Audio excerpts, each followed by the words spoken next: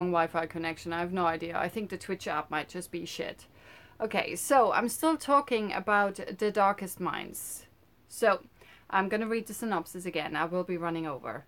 When teens mysteriously develop powerful new abilities, they are declared a threat by the government and detained.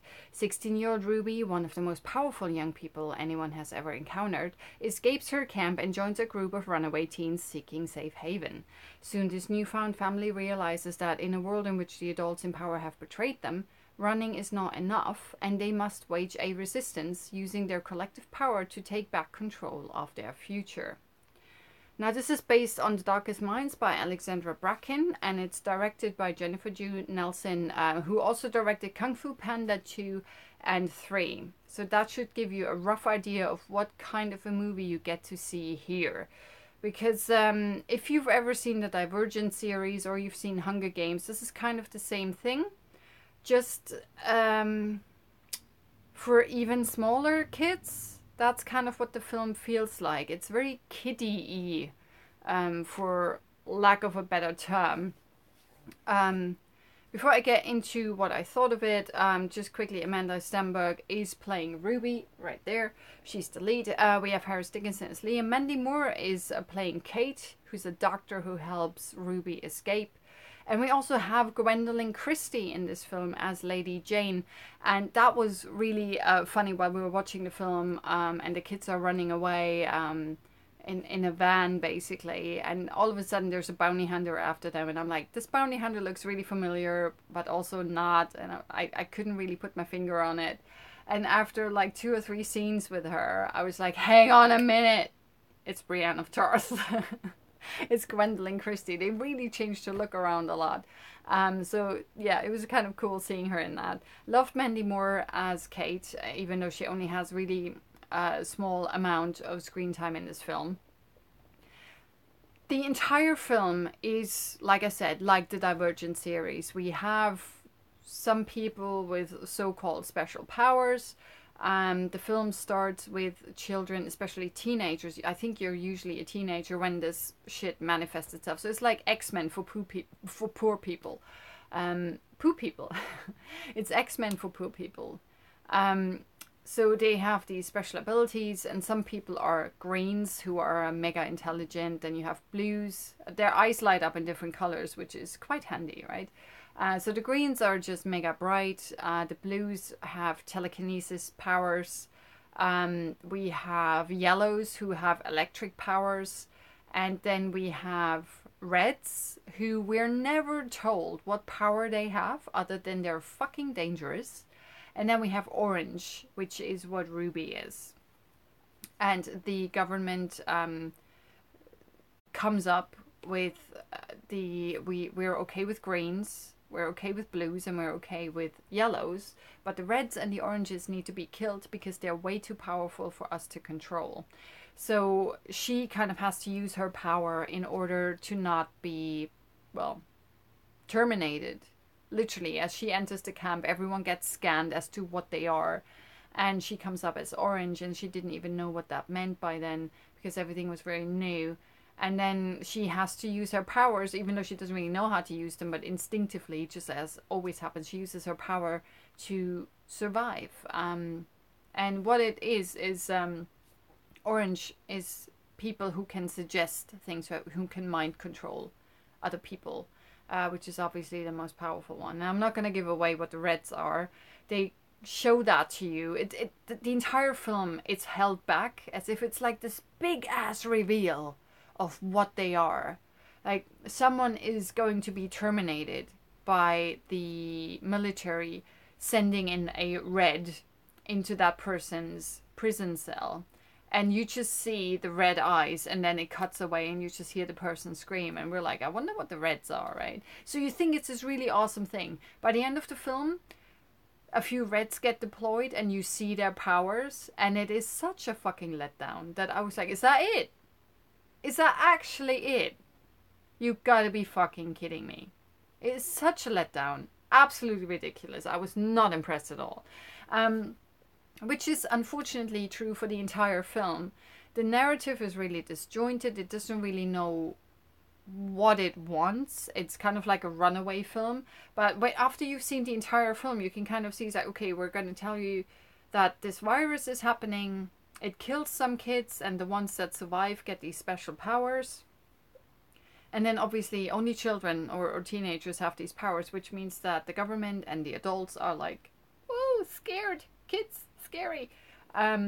So we put them in camps, and obviously the kids don't like it. They're being mistreated and everything.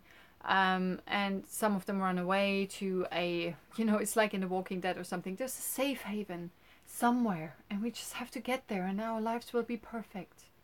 And of course they're not, right? And it's also really predictable. Throughout the film, you're like, oh yeah, that's going to be the bad guy. This is going to happen there and that and there. And then at the very end of the film, you realize that the entire film is like The Mummy, the new Mummy version. It's trying to set up an entire new universe, an entire new series. That's what this is supposed to do. So it is such a letdown, this film. It is ridiculous. Like, I would recommend you do not bother with this in cinemas at all, because if you have to pay for every single cinema ticket, paying 10-15 quid for this film, I think it's an absolute waste of your money. This is something that you can watch on TV when it's like 2 hours of your time. Sure, why not? But going out of your way to go to the cinema, pay extra money to go and see this, I actually have to say it is absolutely not worth it. And I feel bad about that, because I like Amanda Stenberg and I think she's really great, but she's got another movie coming out near the end of the year, I think, that looks a lot more interesting. It feels like X-Men and Divergent, like I said, for poor people. It's really, really badly executed. The narrative is very disjointed. The script's not very well written. There's a lot of fat on this, because what the entire film is an almost 2-hour movie, and it sets up, it's basically a setup for the next film, and I'm interested in the next film. That's what you want to see, not this entire setup to get to when it finally gets interesting. The entire time you're like, okay, she's gonna realize who she is, she's gonna realize what power she has, she's gonna band with other people together, she's gonna go to the safe haven, and you're gonna, like the synopsis says, they're gonna start a resistance, because you can't just run away. You actually have to stand your ground and fight. And that's what they realize at the very end of the film. And then we fade to black. And that's it. And the real interesting stuff doesn't happen in this film, and I assume they think they're gonna get a sequel. But I assume this film's not gonna do very well, so there's not gonna be a sequel.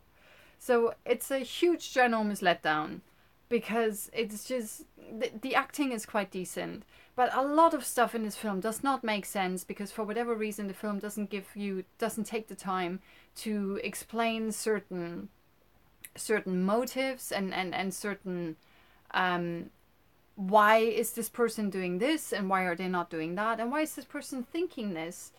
Can someone explain to me why this person hates this person? Like, what's the history there? There are things in there that could be so easily cut, because it's like she's going to see her parents again, and you're like, this is absolutely bonkers because of what happened previously, and I'm not going to spoil that for you. But it's like, it makes absolutely no sense for her to go back to see her parents. 5 minutes later, she realizes it makes absolutely no sense for me to go back to see my parents. And I'm like, I've been thinking this for the last 5 minutes. What you doing? And this stuff happens in this film several times. A lot of stuff happens just because the script says so, not because it makes any sense.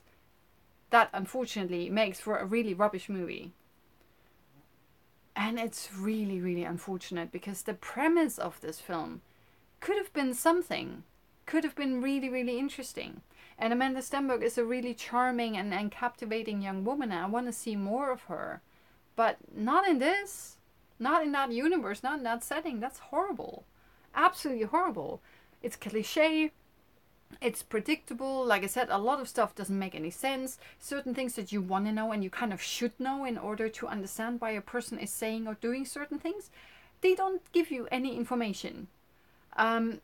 So yeah, the execution of this entire story is unfortunately really lacking. The script is lacking. It feels very lackluster, like someone just quickly scribbled something and was like, here, just shoot this, I don't care. It's not very thought through. It's just very, very disappointing. I was very disappointed with the film. I actually thought it was a waste of my time, to be quite honest. It's not a lot of fun to watch. It's very tedious. And yeah, that is unfortunately very, very unfortunate. So I would suggest to just, yeah, stay clear of that. Speaking of that, the movie of the week clearly is The Meg, because while that is stupid as hell, at least it is entertaining. If you like shark movies, it's entertaining. If you like Statham, it's entertaining. In cinemas now, stuff that you can watch if you don't like shark movies. Or if you don't like, if you trust me not to go and watch The Darkest Minds. Christopher Robin is out, which is a new film starring Ewan McGregor. It's about Winnie the Pooh. I haven't seen it yet because it literally, the first screening was 3 hours ago and I would have not made this live broadcast in time. So I will probably go and watch that over the weekend. It looks kind of cute. I don't really know much about Winnie the Pooh. I never watched Winnie the Pooh when I was a kid. I know that's weird, but here we are. And still in cinemas from the last few weeks that I've been raving about, Ant-Man and the Wasp. You can still go and see that. Go and see it. If you've never seen it, you need to go and see this. Check out Ant-Man on Netflix. It's so good. Watch Ant-Man before you watch Ant-Man and the Wasp. And yes, you're welcome. Incredibles 2 is out. Mission Impossible Fallout is out. Mamma Mia 2 is out. Don't go and see that if you want to watch a feel-good movie, because it's one hell of a bummer. Especially the ending. So Mamma Mia 2, not much of a feel-good movie. If you want a feel-good movie, check out Mamma Mia 1. Or if you like superhero stuff, go and watch Ant-Man and the Wasp. Just trust me on that. And Denzel is obviously out in cinemas with The Equalizer 2, which is an okay sequel to an okay first movie. So not much to write home about. If you like action, check out Mission Impossible Fallout. If you like superhero stuff, especially women kicking ass, check out Ant-Man and the Wasp. Incredibles 2 for all the kiddies out there. So there's plenty of stuff for you guys to watch. And if you like crazy ass stupid stuff, watch The Meg. And new on DVD and Blu-ray, which is a section that I wanted to include a few weeks ago and I totally forgot. Rampage comes out on the 20th of August. We have new stuff coming out on Blu-ray and DVD. Most importantly, Rampage, which is a film starring The Rock, Dwayne Johnson. Beast is out, which is a film I talked about, I think like several weeks ago. It's a little gem that I came across in an unlimited screening by Cineworld. It's one of the best films that I've seen all year, Beast. Definitely check that out. If you've not seen it in cinemas, it was in a very, very limited release, so there's a good chance you missed it. Check out Beast. It's really, really good. The Leisure Seeker is out, which is a movie that I unfortunately missed in cinema, so I will be checking that one out. And last but not least, In the Fade. If you don't know what that is, that's the movie that Diane Kruger won Best Actress for at the Cannes Film Festival this year. I've still not seen it, so I will check this one out. I might actually talk about it next week, depending on how I get my fingers on it. So yeah, go to the cinema. I hope you guys have a lovely weekend. Check out The Meg. If you like a really great shark movie, you want to stay at home, check out The Shallows on Netflix. If you want to go to the cinema and you want to watch a stupid shark movie, check out The Meg.